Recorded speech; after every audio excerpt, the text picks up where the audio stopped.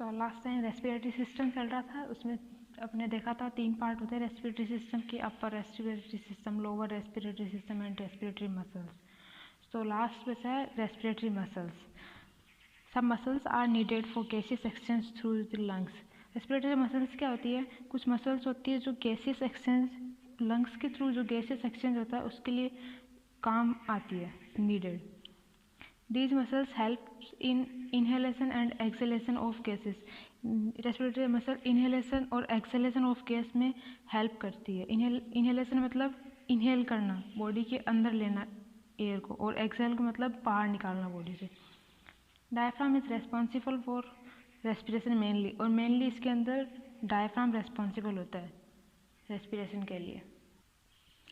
The diaphragm is a thin sheet-like structure which is made up of skeletal muscles and separates the thoracic cavity and the abdominal cavity. Diaphragm क्या होता है? Diaphragm एक thin sheet like structure होती है जो skeletal muscle से बना हुआ होता है, which is made up of skeletal muscles. Skeletal muscle से बना हुआ होता है और थोरेसिक कैविटी और एब्डोमिनल कैविटी को सेपरेट करता है। डायफ्राम एक थिन सीट लाइक स्ट्रक्चर होता है जो स्केलेटल मसल से बना हुआ होता है और वो thoracic cavity and abdominal cavity को सेपरेट करता है।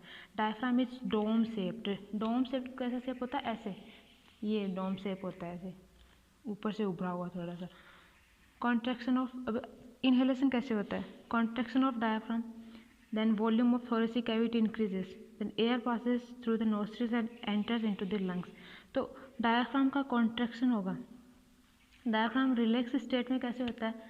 ऐसे रिलैक्स स्टेट में होता है। ये डोम शेप में जब रहता है वो तो रिलैक्स स्टेट में रहता है, लेकिन जब इनहेल करनी है गैस, अंदर लेनी है, तो क्या होता है? डायफ्राम कॉन्ट्रैक्ट होता है। कॉन्ट्रैक्ट होकर ऐसे फ्लैट हो जाता है। फ्लैट होता है तो थोरेसिक कैविटी का वॉल्यूम बढ़ जाता है। थोरेसिक कैविटी का वॉल्यूम बढ़ेगा तो प्रेशर डिफरेंस हो गया बॉडी के बाहर और बॉडी के अंदर। एक नेगेटिव प्रेशर डेवलप हो गया, एक प्रेशर ग्रेडियंट डेवलप हो गया। प्रेशर बाहर प्रेशर ज़्यादा है बॉडी के और अंदर प्रेशर कम हो गया क्योंकि वॉल्यूम इंक्रीज हो गया थोरेसिक कैविटी का। इसलिए जो एयर है वो बाहर से अंदर की ओर आती है, और जब एक्सेल करना होता है एयर को तो डायफ्राम जो है वो रिलैक्स होता है वापस, तो वापस अपनी ओरिजिनल शेप में आता है। ओरिजिनल शेप में आता है तो थोरेसिक कैविटी का वॉल्यूम डिक्रीज होता है। फिर डिक्रीज होता है तो फिर प्रेशर ग्रेडियंट उल्टा होता है। अंदर प्रेशर ज़्यादा होता है बॉडी के, बाहर प्रेशर कम होता है, तो एयर जो है वो बाहर की ओर जाती है, तब एक्सेलेशन होता है। तो कैसे होता है रेस्पिरेशन? मतलब respiration is a process of inhalation and exhalation. तो पहले इनहेलेशन का देखते हैं। कॉन्ट्रैक्शन ऑफ डायफ्राम, पहले डायफ्राम कॉन्ट्रैक्ट होता है, डोम शेप से फ्लैट होता है। ऐसे ये थोड़ी सी कैविटी है, ऐसे डायफ्राम होता है डोम शेप में। लेकिन जब ये कॉन्ट्रैक्ट होता है तो कैसे होता है? एकदम फ्लैट हो जाता है और एब्डोमिनल कैविटी का वॉल्यूम बढ़ जाता है। पहले इतनी थी, अब बढ़ गया, तो एक प्रेशर ग्रेडियंट डेवलप होता है, तो एयर जो है वो बाहर से अंदर की ओर आती है। Volume of thoracic cavity increases, air passes through the nostrils and enters into the lungs. Nostrils के थ्रू लंग्स में आती है, इसको बोलते हैं inhalation. Next relaxation of diaphragm. Diaphragm relax होता है तो अपना ओरिजिनल वापस इस ओरिजिनल शेप में आता है, डोम शेप में आता है। वॉल्यूम ऑफ थोरेसिक कैविटी उसमें डिक्रीज होती है। Air will exit from the lungs through nostrils. Nostrils के थ्रू एयर लंग से बाहर निकल जाती है, इसको बोलते हैं exhalation. Special types of muscles called intercostal muscles are found in the ribs, which helps in contraction and relaxation of diaphragm. Special type of muscles and ribs की special types of muscles है जिनको बोलते हैं intercostal muscles। वो relaxation and contraction में help करती है, diaphragm की रिलैक्सेशन एंड कॉन्ट्रैक्शन में हेल्प करती है, सो रेस्पिरेशन में हेल्प करती है। Now physiology of respiration. Respiration होता कैसे, इसका मैकेनिज्म क्या है? The pulmonary movement of air is process of inhalation and exhalation of air in the lungs which facilitates the gaseous exchange। जो पल्मोनरी मूवमेंट है एयर का वो इनहेलेशन और एक्सहेलेशन ऑफ एयर का एक प्रोसेस है in the lungs which facilitates the gases exchange, जो gases exchange में हेल्प करता है। एयर का जो पल्मोनरी मूवमेंट है, लंग्स के अंदर जो एयर जाती है वो एक inhalation and exhalation of air का प्रोसेस है और वो गैसेस एक्सचेंज में हेल्प करता है। द रेस्पिरेटरी सिस्टम यूजेस, अब रेस्पिरेटरी सिस्टम कैसे, रेस्पिरेशन होता कैसे, किन दो मेन रीज़न की वजह से होता है? Then negative pressure gradient between atmosphere and the alveoli. एक तो प्रेशर ग्रेडियंट डेवलप होता है एल्वियोलाई और एटमॉस्फेयर के बीच में। एल्वियोलाई मतलब एक तरह से थोरेसिक कैविटी के बीच में, थोरेसिक कैविटी एंड एटमॉस्फेयर के बीच में contraction and relaxation of muscles, diaphragm. दूसरा है contraction and relaxation of diaphragm. तो एक तो नेगेटिव प्रेशर ग्रेडियंट डेवलप होता है, उसकी वजह से होता है रेस्पिरेशन, और दूसरा रीज़न है डायफ्राम के कॉन्ट्रैक्शन एंड रिलैक्सेशन की वजह से होता है respiration. Because of these two reasons the high pressure air from the atmosphere enters inside the lungs। In about 2 reasons की वजह से जो हाई प्रेशर एयर है एटमॉस्फेयर में वो लंग्स के अंदर एंटर करती है। The respiration process is carried out at 2 level. 2 level पे रेस्पिरेशन प्रोसेस कैरी आउट होता है। पहला है external respiration. In this respiration the gases exchange between the air filled alveoli and blood flowing in the capillaries occur due to difference between the partial pressure of the gases between the. External respiration कहाँ होता है? ये lungs में होता है। Lungs में होता है किस किस के बीच में? एल्वियोलाई और ब्लड कैपिलरीज के बीच में। एल्वियोलाई के अंदर ऑक्सीजन प्रेजेंट होती है, ब्लड कैपिलरीज के अंदर CO2 प्रेजेंट होती है। तो दोनों के अंदर दोनों गैसेस का प्रेशर डिफरेंस होता है एल्वियोलाई और ब्लड कैपिलरीज में। तो एल्वियोलाई में ऑक्सीजन ज़्यादा है और ब्लड कैपिलरीज में ऑक्सीजन कम है, तो एल्वियोलाई से ऑक्सीजन तो ब्लड कैपिलरीज में आ जाएगा, और ब्लड कैपिलरीज में CO2 ज़्यादा है और एल्वियोलाई में CO2 कम है, तो CO2 ब्लड कैपिलरीज से एल्वियोलाई में आ जाएगा। ऐसे गैसेस एक्सचेंज होता है वहाँ पर। तो in this respiration the gases exchange between the air filled alveoli and the blood capillaries in the blood flowing in the capillaries occur due to difference between the partial pressure of the gases between the. दोनों gas के partial pressure का difference होता है, उसकी वजह से gases exchange होता है between alveoli and blood capillaries. दूसरा रेस्पिरेशन होता है टिश्यूज़ के अंदर। वहाँ पर उल्टा होता है, जो ब्लड कैपिलरीज होती है टिश्यूज़ के अंदर, उनके अंदर ऑक्सीजन प्रेजेंट होता है और टिश्यूज़ के अंदर CO2 प्रेजेंट होता है। वहाँ उल्टा होता है। In this the exchange of gases between the blood flowing in the capillaries and the tissues occurs through diffusion. तो वहाँ पर भी वही केस होता है, पार्शियल प्रेशर का डिफरेंस होता है दोनों के अंदर और गैसेस का एक्सचेंज होता है। रेस्पिरेटरी सिस्टम के बाद में नेक्स्ट सिस्टम है सर्कुलेटरी सिस्टम। तो blood and circulatory system. First है ब्लड। क्या होता है blood? It is a type of liquid connective tissue present in humans and other animals. Humans और एनिमल्स में एक लिक्विड कनेक्टिव टिश्यू होता है, वो होता है blood. It transport essential nutrients and oxygen to cells and waste product and CO2 from the cells. ये cells के पास न्यूट्रिएंट्स और ऑक्सीजन ट्रांसपोर्ट करता है और वहाँ से वेस्ट प्रोडक्ट और CO2 वापस लेके आता है। तो it transport essential nutrients and oxygen to cells and waste product and CO2 from the cells. It is slightly alkaline fluid which pH is 7.4। Slightly alkaline होता है और pH 7.4 होती है। 7 pH होती है, वो न्यूट्रल की होती है, तो 7.4 स्लाइटली एल्केलाइन होता है। Blood formation occurs in red bone marrow in adults and spleen in newborn's and embryo. अब ब्लड बनता कहाँ है? तो एडल्ट्स के अंदर तो रेड बोन मैरो में बनता है और न्यूबॉर्न और एम्ब्रियो के अंदर स्प्लीन में बनता है। A normal person have 5 litre of blood approximately. Normal person में 5 लीटर ऑफ ब्लड प्रेजेंट होता है। Blood consist of 2 parts. अब ब्लड के 2 पार्ट होते हैं, फ्लूइड पार्ट होता है एक सॉलिड पार्ट होता है। तो फ्लूइड पार्ट को बोलते हैं प्लाज्मा, सॉलिड पार्ट में आते हैं सेल्स। पहला है plasma. Plasma makes up 55% of blood and contains approximately 92% water and 8% organic and inorganic substances. Plasma जो है वो ब्लड का 55% कंट्रीब्यूशन होता है प्लाज्मा का ब्लड में।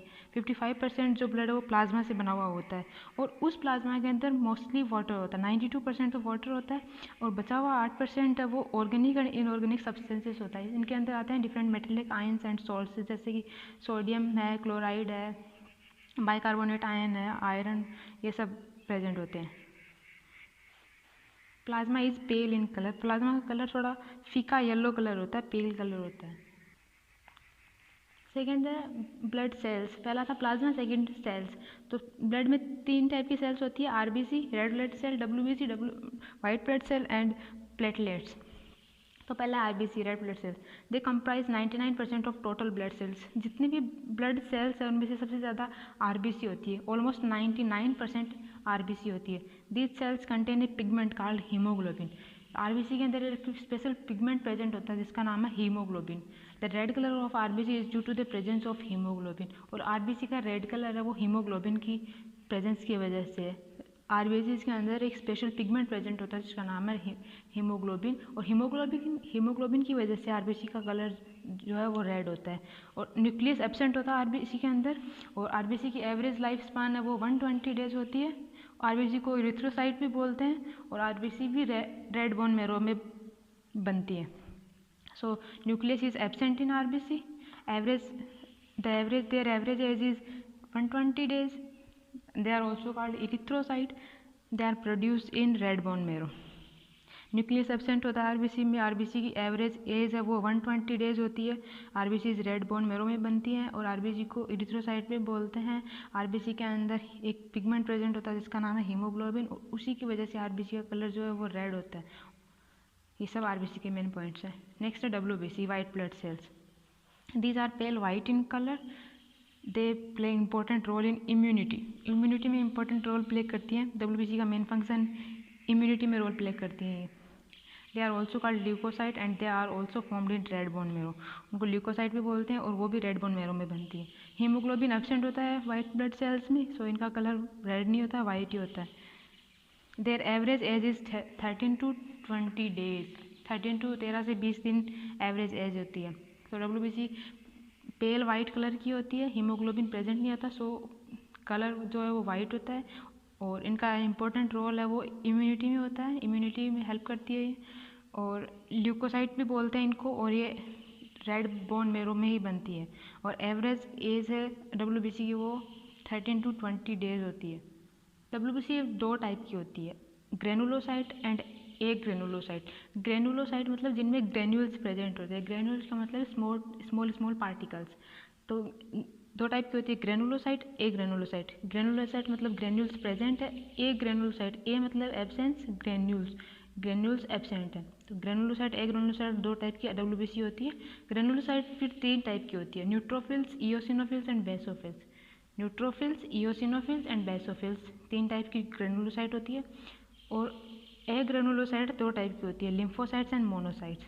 The most common WBC in blood is neutrophil. Most common WBC है वो न्यूट्रोफिल होती है, सबसे ज़्यादा न्यूट्रोफिल होती है। Lymphocytes are of 3 types. अब लिम्फोसाइट भी 3 टाइप की होती है further, B lymphocyte, T lymphocyte and natural killer cells. ये सब इम्यूनिटी में हेल्प करती है। Lymphocyte are the cell which provide immunity. Lymphocyte immunity provide करती है। Monocyte on maturation differentiate into macrophage. Monocyte on maturation मतलब एक तरह से मोनोसाइट की साइज जब बड़ी हो जाती है तो उसको ही मैक्रोफेज बोलते हैं। Monocyte on maturation differentiate into macrophage, mature होकर मोनोसाइट मैक्रोफेज बनती है। Monocyte, macrophages and neutrophils are the major phagocytic cells of the body which phagocytose external antigens. Monocyte, macrophages and neutrophils है वो बॉडी की major phagocytic cells होती है। phagocytic cells मतलब जो एंटीजेंस को फैगोसाइटोज कर जाए और ख़त्म कर दे। फिर जो भी हार्मफुल एंटीजेंस आते हैं बाहर से, बैक्टीरिया, पैथोजन वगैरह आते हैं, उनको फैगोसाइटोज करती है, मतलब एनगल्फ करती है और फिर किल कर देती है। तो monocyte, macrophages and neutrophils major phagocytic cells है बॉडी की जो एक्सटर्नल एंटीजेंस को फैगोसाइटोज करती है, एनगल्फ करके किल कर देती है। नेक्स्ट सेल्स है platelets. Platelets are also called thrombocytes. Their number in blood is about 3 million per cubic millimetre. Platelets का नंबर ब्लड में 3 million per cubic millimetre. Their average life is 10 days. उनकी average life 10 days होती है। और nucleus platelets में भी absent होता है, जैसे आरबीसी में न्यूक्लियस एब्सेंट होता है वैसे प्लेटलेट्स में भी न्यूक्लियस एब्सेंट होता है। और प्लेटलेट्स का मेन फंक्शन होता है ब्लड क्लोटिंग। सो प्लेटलेट्स को थ्रोम्बोसाइट भी बोलते हैं। और इनकी एवरेज लाइफ 10 डेज होती है, न्यूक्लियस एब्सेंट होता है प्लेटलेट्स में, और इनका मेन फंक्शन होता है ब्लड क्लोटिंग। नेक्स्ट है फंक्शंस ऑफ ब्लड। ब्लड के क्या फंक्शंस हैं? Blood performs vital functions in the body. The main functions of the blood are, blood बहुत important functions play करता है body की, और main functions blood के exchange of oxygen and CO2 between the environment and the tissues. Oxygen और CO2 का exchange में help करता है between the environment and the tissues. Environment से ऑक्सीजन लेता है और टिश्यूज से CO2 लेता है। Transport of nutrients to different body parts. Nutrients का ट्रांसपोर्ट करता है डिफरेंट बॉडी पार्ट्स तक। Controlling the body's pH। Body का pH कंट्रोल करता है, इसका खुद का pH से 7.4 होता है। Controlling the temperature of body. Body का टेम्परेचर कंट्रोल करने में हेल्प करता है। ट्रांसपोर्टेशन ऑफ हार्मोन्स, जैसे ऑक्सीजन CO2 न्यूट्रिएंट्स ट्रांसपोर्ट करता है वैसे हार्मोन्स को भी ट्रांसपोर्ट करता है। Excretion of waste product out of the body. Waste products को बॉडी से बाहर निकालने में हेल्प करता है। Also execute immunity related works, immunity में भी हेल्प करता है। सो ये सब फंक्शंस हैं ब्लड के। एक्सचेंज ऑफ गैसेस में हेल्प करता है, कंट्रोल बॉडी की पीएच कंट्रोल करता है, बॉडी का टेम्परेचर कंट्रोल करता है, न्यूट्रिएंट्स ट्रांसपोर्ट करता है, बॉडी में हार्मोन्स ट्रांसपोर्ट करता है, वेस्ट प्रोडक्ट को एक्सक्रीट करने में हेल्प करता है, और इम्यूनिटी रिलेटेड वर्क्स में भी हेल्प करता है। So that's all for today.